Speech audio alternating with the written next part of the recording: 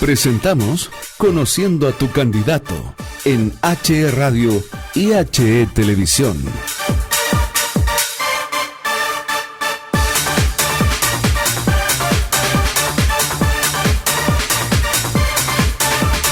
Bienvenido entonces a HE Radio en el 88.3 y también en el www.hradio.cl.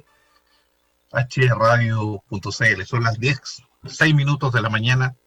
Como ya ha sido tradicional, estamos acompañando y difundiendo un poco a los candidatos ya en este proceso de eleccionario, que según las últimas informaciones, la verdad que está bastante en duda, digamos. Estamos en esta oportunidad con el candidato alcalde por Cabildo, Mario Alvarado. Buenos días, Mario.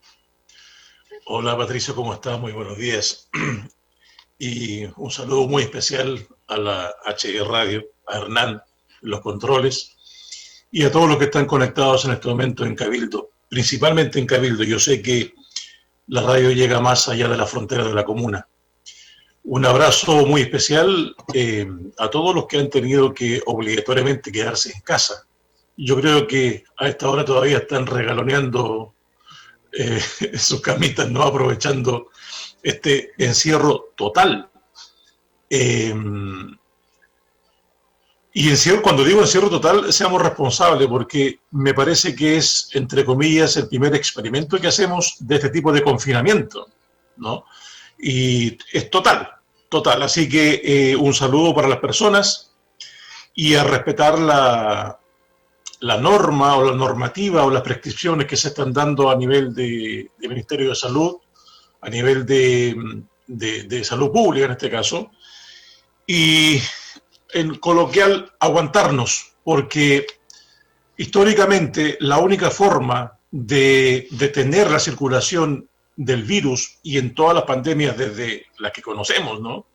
La más grande, 1349, ha sido el aislamiento y ha sido la no circulación de personas. Eso es lo más práctico que conocemos todavía cuando no se conoce en medicina una vacuna efectiva, que afortunadamente estamos llegando.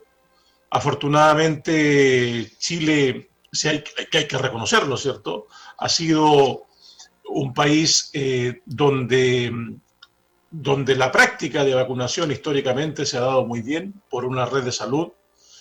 Y un saludo, aprovecho de mandar a los funcionarios que han estado dedicados a esta acción de inocular a la población. Históricamente, como dije, se ha comportado de esta forma y esperamos que esta pandemia vaya disminuyendo a mitad de año, posiblemente, y donde se crea una inmunidad de rebaño, se estima. Los más drásticos piensan en un año más, pero ojalá que sea menos. Así que un saludo a las personas y a cuidarse como lo estamos haciendo en Cabildo. Mario, bueno, partiendo un poco con la entrevista, ¿qué sensación tiene respecto al proceso eleccionario? He escuchado mucho las voces ayer y hoy día en que por la gran cantidad de contagios llegamos a un triste récord de 7.000 y tantos 7.600 personas contagiadas. Es absolutamente un récord. Uno ve en el ámbito político, ámbito presidencial, algunos candidatos a la presidencia y también algunas voces de gobierno que dicen necesariamente suspender el tema de las elecciones el próximo 11 y 12 de abril. No sé qué opinión tú tienes, digamos. Efectivamente, los números que tú estás dando nos señalan cifras superiores a aquella que tuvimos el año pasado, al 19 de junio, que era la fecha PIC, había marcado el 2020. Ya no tenemos nuevas cifras. Es decir, todavía tenemos que hacia adelante analizar cuál va a ser el PIC todavía del contagio. Los PIC siempre se ven hacia atrás, nunca hacia adelante. O sea, no sabemos lo que pueda pasar todavía.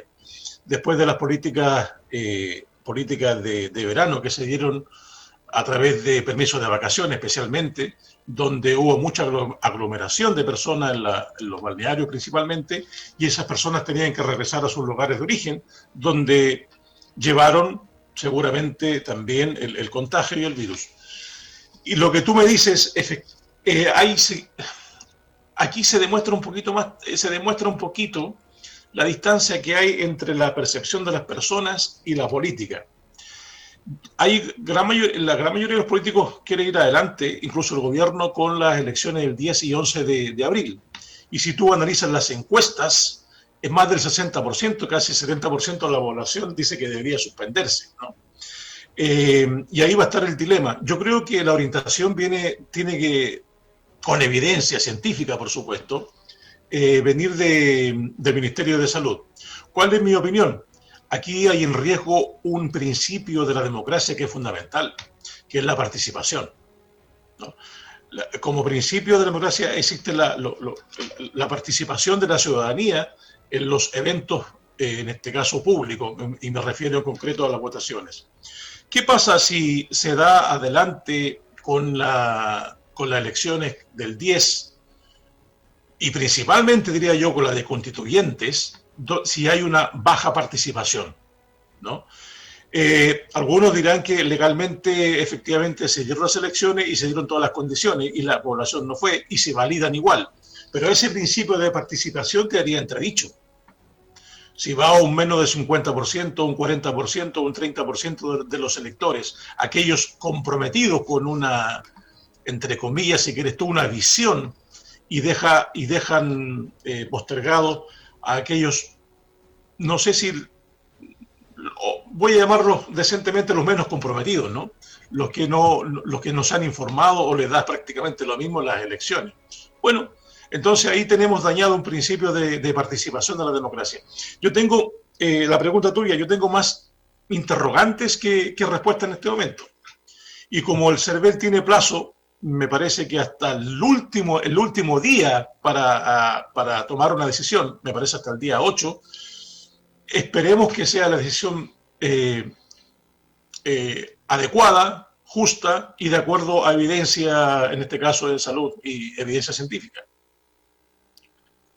Sí, porque además significa correr todo el calendario electoral. Es decir, se produce absolutamente...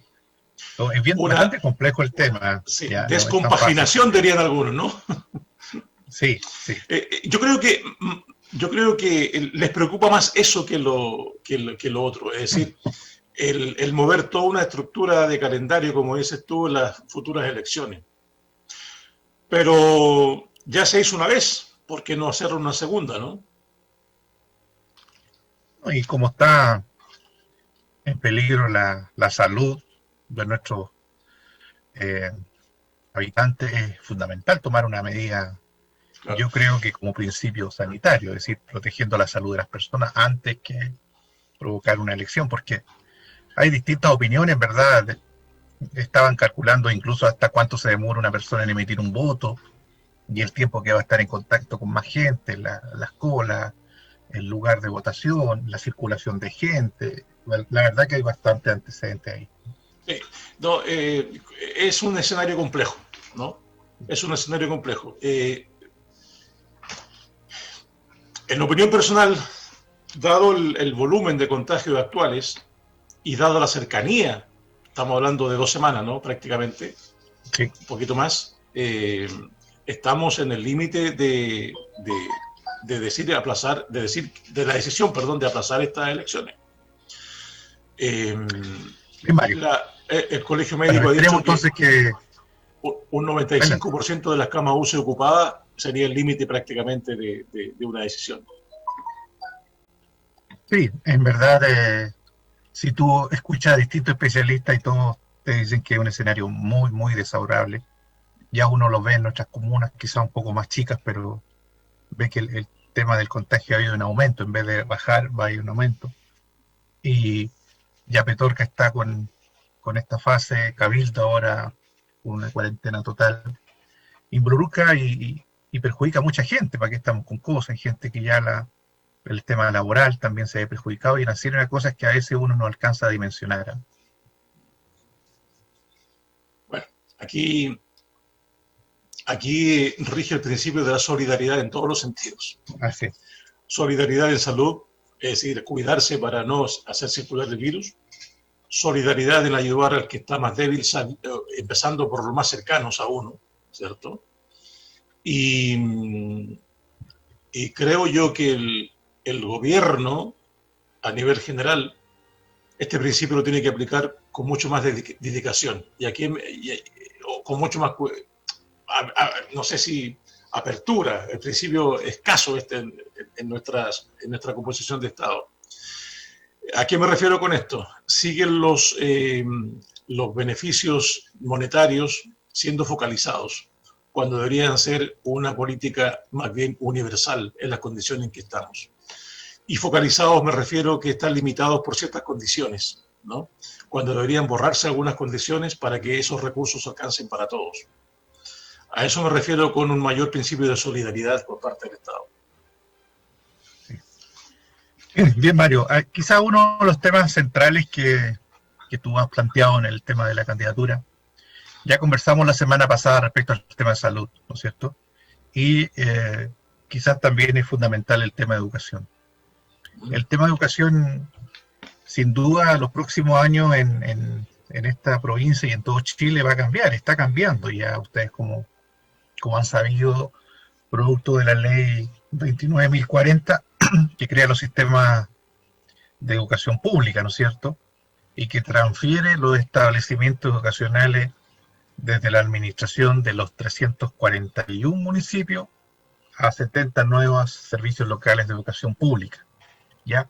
Y como gran parte de la gente no sabe, el propósito es construir y consolidar un sistema local nacional altamente profesionalizado, cuyo foco será en desarrollar y fortalecer las capacidades de los establecimientos educacionales. Esos son los famosos consejos locales de educación que como tú sabes, Mario, instalar.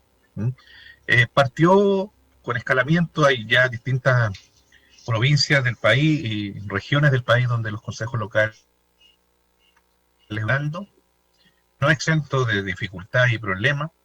Se ha instalado en Valparaíso, ya que es una de las primeras regiones, provincia más bien, ¿no es cierto? Y bueno, y la ley contempla sucesivamente que ingresan las próximas provincias, en este caso la provincia de Petorca. Se entiende que dentro del 2025 o el 2030 debiese entonces instalarse los consejos locales. Va a estar instalado en la cabecera de la provincia y donde, digamos, en La Ligua, y en La Ligua van a acoger a estos 5 consejos locales, que sería Petorca, Cabildo, La Ligua, Zapallar y Papú. ¿Cómo lo mira eso, Mario? ¿Qué desafío enfrenta para los municipios? ¿Qué desafío en el tema técnico, pedagógico, de infraestructura? Hay muchos desafíos que involucran la educación pública en los próximos años. Sé que estás vinculado mucho al tema. Me gustaría saber cómo lo estás mirando tú, cuáles las dificultades. Afortunadamente uno ya tiene alguna experiencia de otros consejos locales de educación y uno está viendo cómo se está implementando este asunto altamente profesionalizado, con cargos de alta dirección pública, que los sueldos también y toda la dinámica es muy distinta a lo que uno conoce hoy día.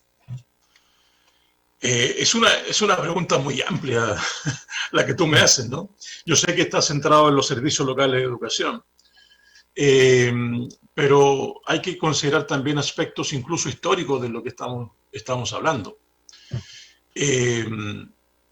Históricos, yo creo que la ley que tú mencionaste, la 20.040, sí. ¿Ya? La 20.040 yo creo que es de las más grandes reformas educacionales que hemos tenido en la historia del país. Incluso, diría yo, más revolucionaria, más grande que la del 81, cuando se produce el proceso de municipalización, en este caso, ¿no? Donde en tiempo de dictadura se hace el traspaso de los colegios del Mineduc, de lo que llamábamos Estado docente, centralizado, ¿cierto?, a los municipios, y se crea una dualidad o una descentralización tutelada, más bien respecto a los municipios, donde los responsables finales de la educación, ¿quiénes son actualmente? Si tú te haces la pregunta, hasta antes de la reforma, no sé a quién echarle la culpa los resultados de la educación, si al sostenedor municipal con los recursos que él administra, o al Mineduc con el sustento técnico pedagógico en las distintas municipalidades. Porque ahí está esa dualidad, ¿cierto? El sostenedor administra y el Mineduc sostiene primero con los recursos y también con la asistencia pedagógica técnica o técnica pedagógica. Entonces, y considerar que la educación pública, con esta ley, creo yo, pretende como objetivo, ¿cierto?, mejorar la calidad de educación pública de la que estamos hablando y transformarla en referente de la educación en Chile.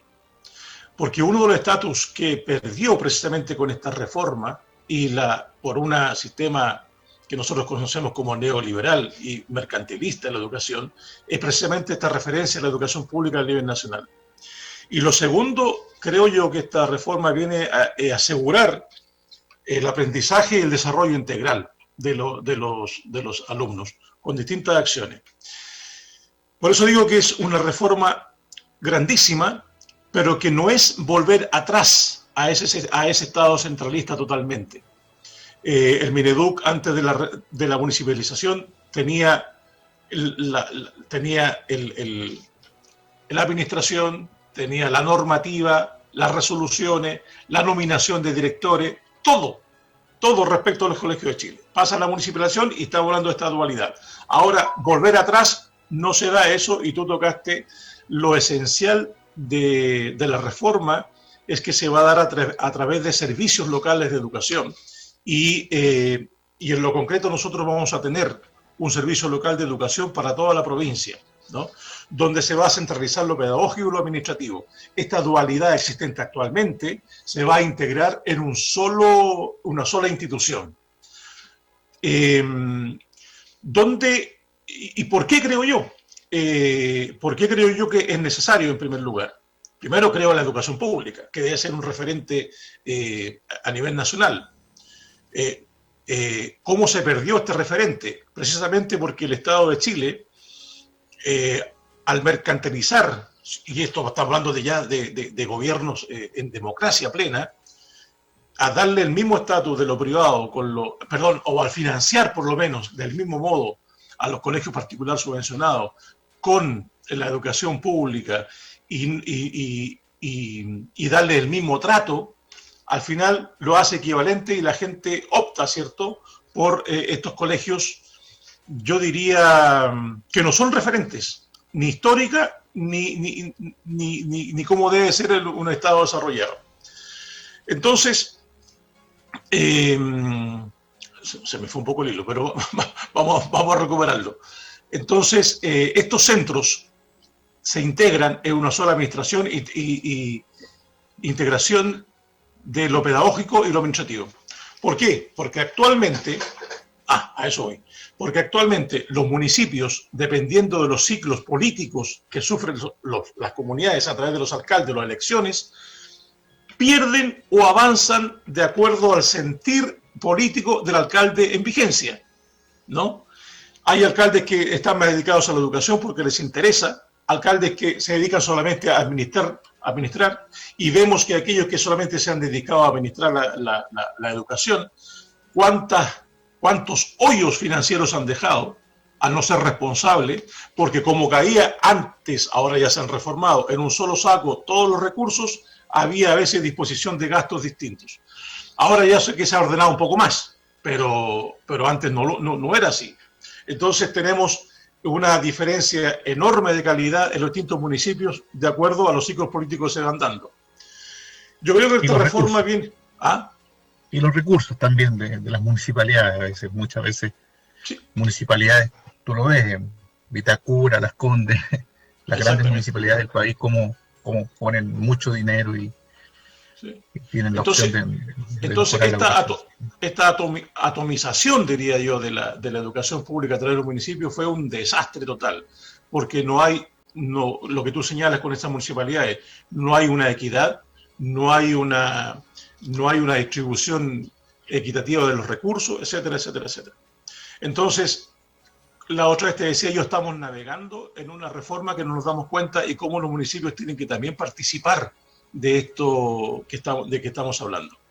Si bien se les va a quitar la administración de la educación a los municipios, bueno, hay que preguntarse cuál es el rol que van a jugar las autoridades precisamente en este nuevo modelo, ¿no?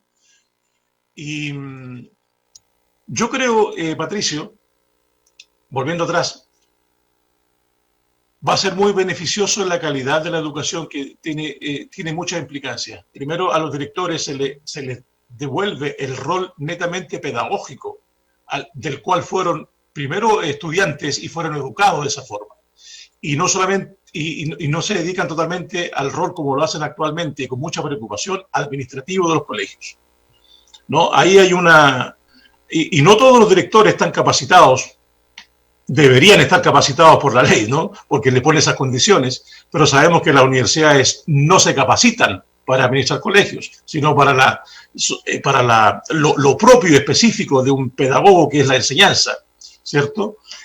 Van a quitar eso y se van a dedicar estos centros especialmente dedicados a la administración y la pedagogía. Y para eso se necesitan profesionales de alta calidad, y también lo va a asegurar las agencias, buscar las personas adecuadas. ¿Por qué? Porque muchas veces los municipios actualmente los municipios y muchos municipios, en los centros de DEM o la administración de educación se convierten a veces en cajas pagadoras de favores políticos. Y dejémonos de tonteras, es así, ¿no? Donde aquellos que participaron en un momento determinado por campañas políticas están ocupando un puesto de educación o un trabajo facilitado, no sé de qué forma, sea honorario o no, por un favor, como digo, puesto en campaña o porque el alcalde le cayó simpático a alguien. No hay Mira, ejemplo, aquí en el municipio tú me has escuchado, porque tú trabajas también, ¿cuántas veces me has escuchado exigir los perfiles de profesionales en el DEM? ¿Me has escuchado pedirlo o no? Sí. ¿Cuáles son los roles específicos que desempeña cada funcionario?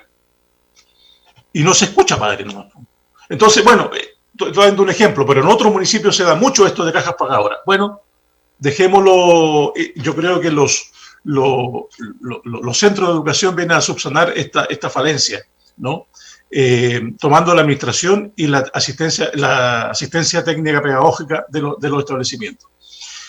Y como te digo... La verdad que, Mario, por lo que uno lee respecto a los servicios, es bastante definido. Es una ley específica, tienen patrimonio propio, claro, tiene un rol muy específico que se lo define la ley, se le da funciones claras, hay una serie de organigramas, como tú decías, hoy día respecto a las funciones de cada un profesional que van a integrar los consejos locales de educación. Sin duda va a ser un cambio importante, y como fin último, obviamente, mejorar la calidad de la educación. Estas brechas que existen en el país, y que la estamos viendo hoy día con el tema tecnológico. Claro, estamos hablando de educación pública, Patricio, si eso a veces se nos olvida. La educación pública tiene propósitos distintos, tiene propósitos colectivos, ¿no? Estamos hablando del bien común, estamos hablando de integración, estamos hablando de universalidad, de calidad, de equidad, un montón de principios que hay detrás, ¿no? Así es. Y en Chile hemos dado salto grande con esta reforma. Al quitar el lucro, al quitar el copago, la selección, se da un avance en este sentido de integración, el componente que tiene la educación pública. Creo que todavía hay resabios mercantiles detrás, sobre todo cuando el financiamiento de esta educación se hace a través de la demanda, ¿no? Se hace a través de la demanda. Y me refiero en concreto al nefasto sistema de financiamiento que tienen los colegios actualmente todavía, a través de asistencias, ¿no? de los alumnos, y que es un desastre para nosotros. Hemos tenido que sacar recursos municipales y otorgarles educación precisamente por esta brecha que se va dando entre la matrícula y los profesionales que la asisten, ¿no? Pero bueno. Algunos principios que están declarados, los nombraste tú: el bien común, la integración, la universalidad. la calidad y la equidad. Quizás son principios que se desarrollan en torno a esta nueva institucionalidad pública que va a ser bastante importante, ¿no es cierto? ¿Cómo la enfrenta, Mario? ¿Cómo se enfrenta? Hay un desafío en el ámbito profesional, los docentes, que son una parte angular y muy importante. Nuestros alumnos. Siempre he dicho, las que pasan piola aquí son las universidades de repente. ¿Eh? Ya.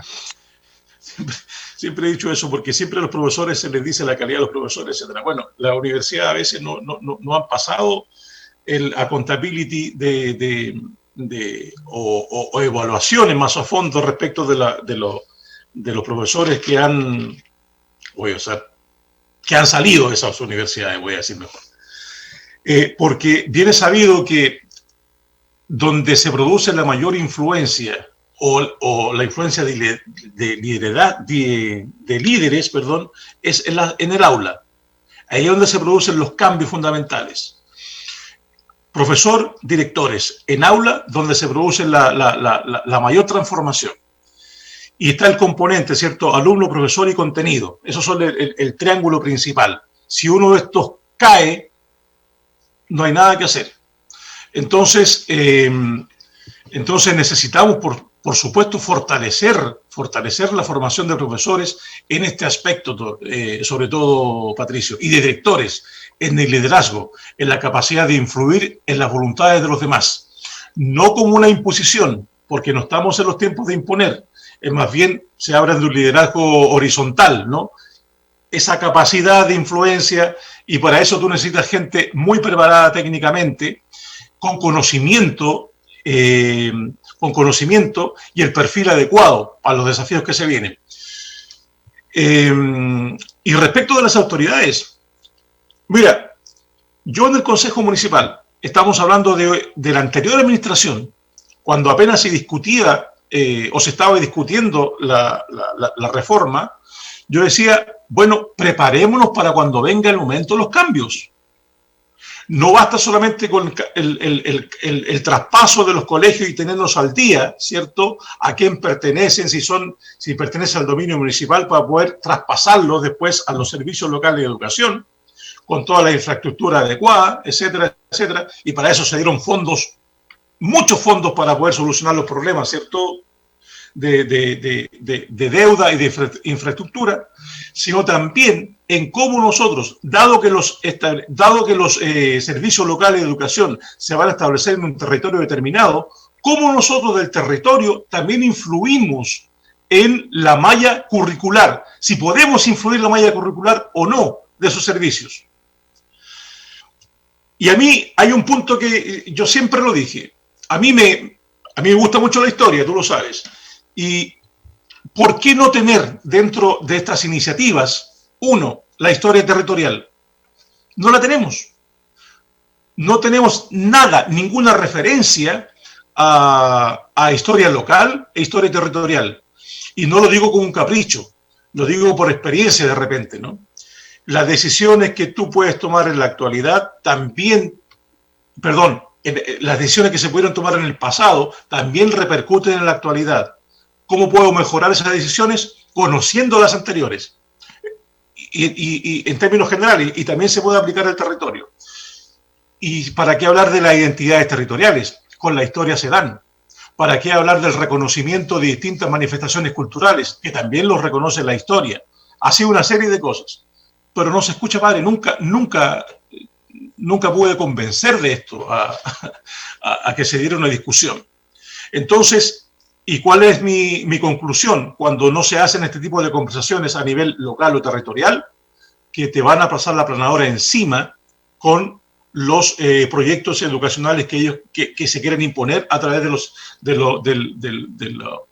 los servicios de educación, ¿no? Esa es la conclusión que yo llego al menos, porque en el organigrama de los servicios locales hay una especie, no sé, corrígeme tú, de directorio que también incluye a las autoridades, centro de padres y alumnos, ¿no? Y que también deben tener una incidencia en la educación territorial o la que se va a impartir.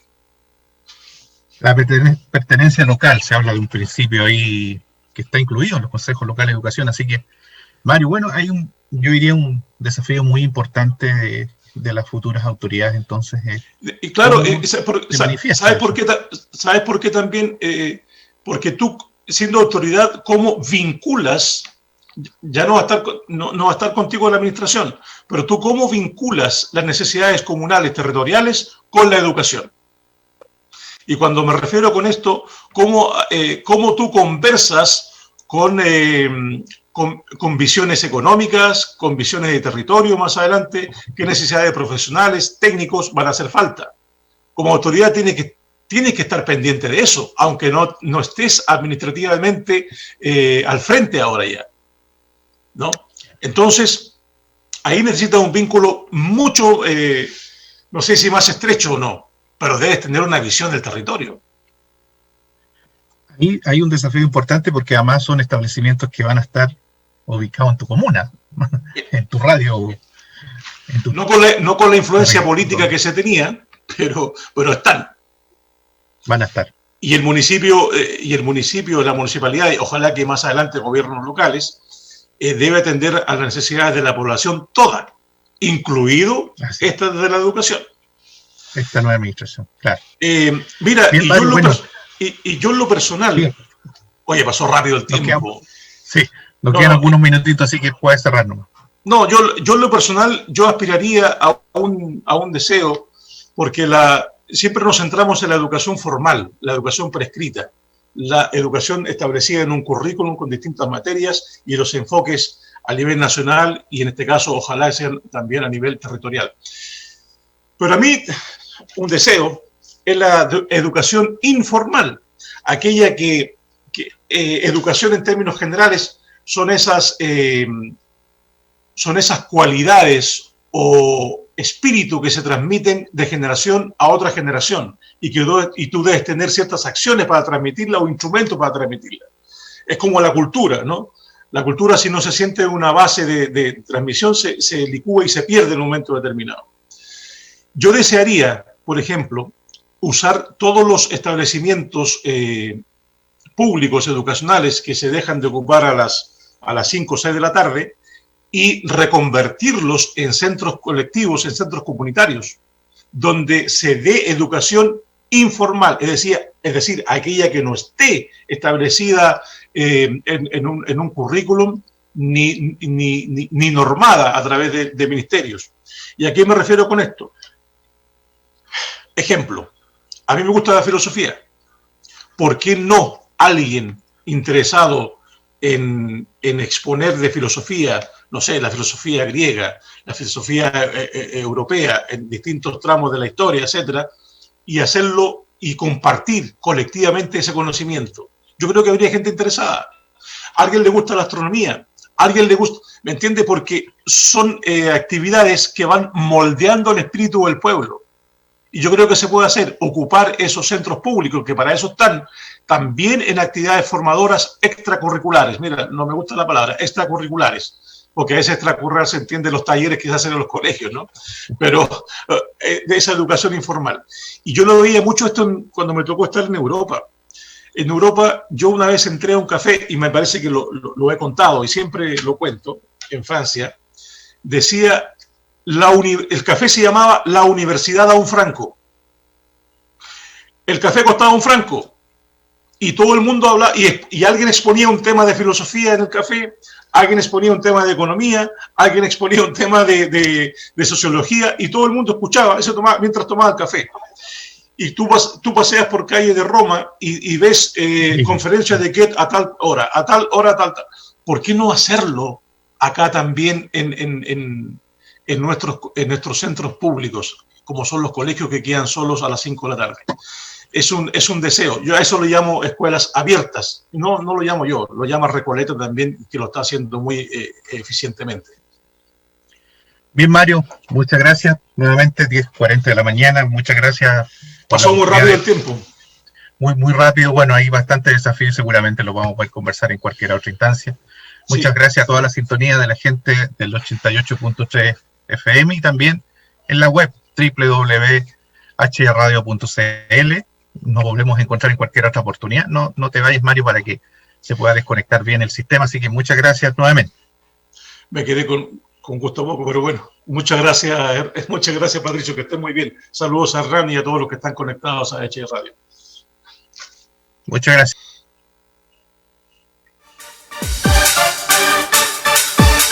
Hemos presentado Conociendo a tu candidato por HE Radio, HE Televisión y todas nuestras plataformas.